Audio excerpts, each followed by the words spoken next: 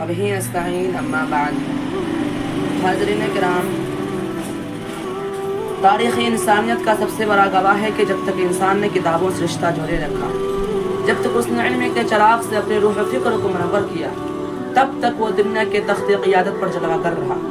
لیکن جس دن اس نے کتابوں کو پس پش ڈال دیا، مطالعے کی عادت کو ترک کر دیا اور کاغذ و قلم کی جگہ غفلت و تناسائی کو اختیار کیا، تو اسی دن سے اس کے زوال کی شام نمودار ہو گئی.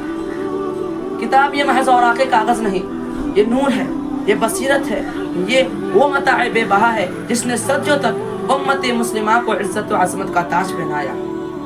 بغداد کی درسگاہیں، قرطبہ کی جامعات، دہلی کے مدارس اور سلاطین کے کتب خانے آج بھی اس حقیقت کی گواہی دیتے ہیں کہ جب تک مسلمان کتابوں سے وابستہ رہا، جب تک مسلمان کتابوں سے رشتہ جوڑے رکھا، تو وہ دنیا کے امام اور انسانیت کے رہبر بنے رہے. لیکن افسوس جب مطالعے کی محفلیں اجڑ گئی، جب قلم کی صلا خاموش ہو گئی، تو وہی مسلمان جو کبھی دنیا کے معلم ہوا کرتے تھے، آج وہ دوسروں کے شاگرد اور غلام بن گئے. ذخیرہ الفاظ میں اضافہ کرتی ہے اور قوت تخیل کو پروان چڑھاتی ہے، حاصل ہوتا ہے اور انسان دوسروں کے تجربات سے مستفید ہو سکتا ہے. مطالعہ انسان کے ذہن کو وسعت دیتی ہے، فکر کو رفعت بخشتی ہے اور کردار کو عظمت عطا کرتی ہے. کتب خانے محض علم کے ذخائر نہیں، یہ ایک زندہ قوم کی پہچان ہے. جس گھر میں کتاب کی خوشبو نہ ہو وہ گھر ویران ہے، چاہے عمارت کتنی عالیشان کیوں نہ ہو.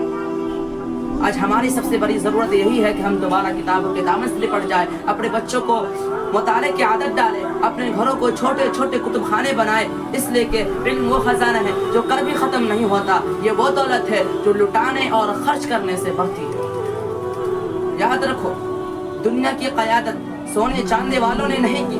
دنیا کی قیادت ہمیشہ اہل علم کے ہاتھ میں رہی ہے. جس کے ہاتھ میں کاغذ و قلم، جس کے ہاتھ میں کتاب کا چراغ ہو، تقدیر کے صدور بھی اسی کے قلم سے لکھی جاتی ہے. اس لیے کتابوں سے رشتہ جوڑو ورنہ زمانہ تمہیں فراموش کر دے گا. والسلام.